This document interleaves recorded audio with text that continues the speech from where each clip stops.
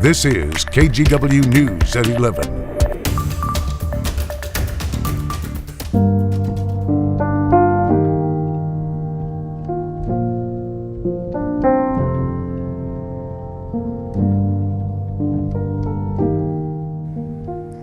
Good evening and thanks for joining us. I'm Brittany Folkers. It has been a difficult, emotional day. Today marks 20 years since one of the darkest days in American history.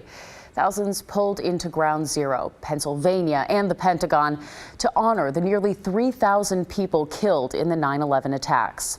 Millions across the rest of the country pausing, not necessarily to mourn, but to make sure the world never forgets those lost in the attacks 2 decades ago.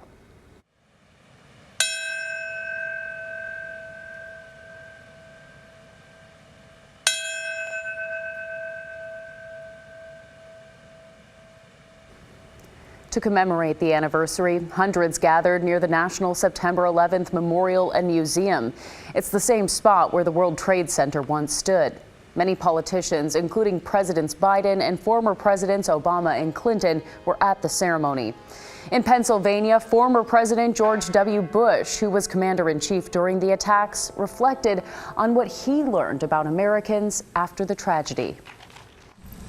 We saw that Americans were vulnerable, but not fragile.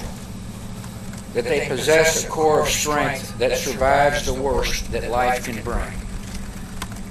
We learned that bravery is more common than we imagined.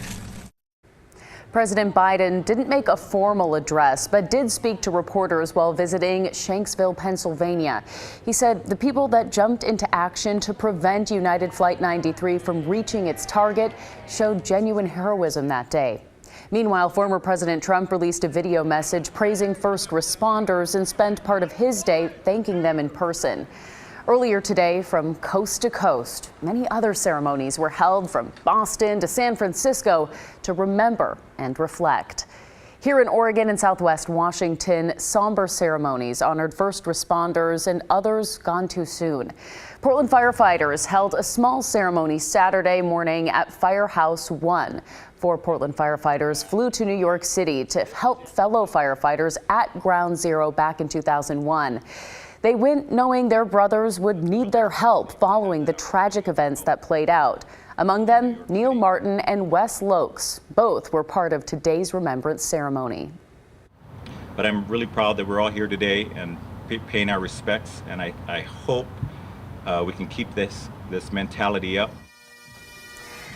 The Campbell Fireboat closed out the ceremony, along with the Portland firefighters' pipes and drums. Meanwhile, across the Columbia River at Vancouver's waterfront, there was another tribute to the heroes lost in the attacks. The events included remarks from Vancouver police and fire chiefs and an F-15 flyover.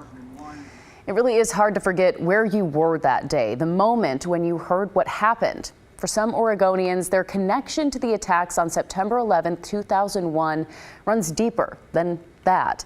Galen Etlin has the stories of some who were there 20 years ago and how one who wasn't is trying to help all these years later. Jeff Gamble of Portland moved to New York in the mid-90s as a graphic designer. On the morning of September 11, 2001, he arrived early to work at Madison Square Garden. You could also see right out the window of our office, the towers downtown. He could see smoke from what he thought was an accidental plane crash into the North Tower. But then, a second plane hit the south. What was that like in those moments? It just felt like we had reached a moment where everything was going to change. He knew he was witnessing history, as many ran the other way. I quickly bought a disposable camera at a pharmacy and started heading downtown. He took photos showing a crowd around an old TV set watching the towers and of a bigger crowd trying to pack into a train station to get away. Literally looked like downtown Manhattan had just blown up. Jeff's roommate, Beaverton native Jason Baston, could not find Jeff at Madison Square Garden, so jumped on a train back to their home in Jersey City right before transportation shut down. The train went really slow on the trip, but it didn't stop at any of the stations. And each platform had a number of people, and people were yelling at the train. I remember people trying to grab the train. Laura Styler of Corvallis was a model in New York for Fashion Week. She watched from Jersey City across the water as the towers burned. There were people hanging out of the buildings where the building smoke was. And we realized that they were jumping.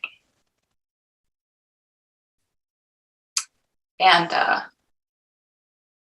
we were just sobbing. You never in a million years could have convinced me that the towers would eventually collapse. And as the first building gave way, Laura, watching from across the water, thought of everyone below. It was excruciatingly painful to not be able to warn them. At that point, Jeff was 10 blocks away from the World Trade Center and saw the first tower fall, soon followed by the second. There was this realization that you had just seen a lot of people die. For months, responders dug through burning wreckage and removed tons of debris and metal. Very humbling. And then when I actually was handed the steel in person. Alex Horn crafts knives in Portland.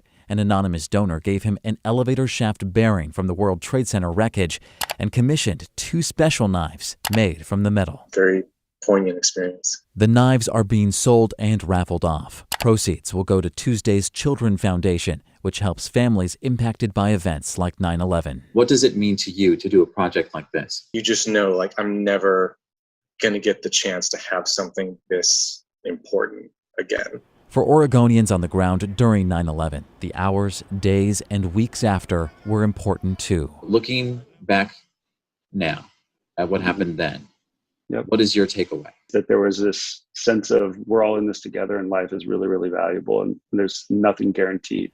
Jeff still lives in Jersey City, now married, and he visits Ground Zero every year, including on this 20-year mark. I think about the 2,753 people who died on that spot that day.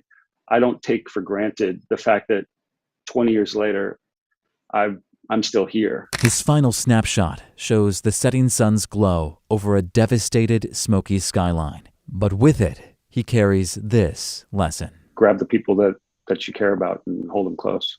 Galen Etlin, KGW News. An entire generation grew into adulthood in the aftermath of 9/11. For teens in high school right now, it's a scar on American history that happened years before they were born. But a new film is helping students from Canby High School understand the magnitude of that day. Art Edwards was there tonight for a showing of a new documentary that tells the story of September 11th from the perspective of the Canby community. Dozens of people gathered at the Canby Fine Arts Center for a screening of the documentary called The Canby 9/11 Project. We started talking with the Canby Fire District in January of this year. We knew the 20th anniversary was coming up, and initially it wasn't a film, it was just what can we do? The idea began to grow to eventually include students from Canby High School. A dozen of them conducted all the interviews that make up the documentary. People from Canby recounting their recollections of September 11th and how it affected their lives. I mean, I definitely knew it had a huge impact, but I don't think I ever felt the gravity of the attacks, really, because I wasn't alive during it. I didn't see it. I've covered it like once a year in school, but besides that, I hadn't really put much thought into it. For the students, the experience was life-changing. I've always heard like my parents say, "Oh, I remember everything about the whole day," but I never really understood how it really impacted people. So hearing different stories of people who were just at home with their kids or like the firefighters, everyday people, how it just impacted them even though they really had nothing to do with it. It made me just rethink just everything. You can't take the little things for granted. It really changes not only your perspective but how other people can interpret it. For those watching, it was a chance to reflect on what happened 2 decades ago and also learn some heart-wrenching stories from people living in their community.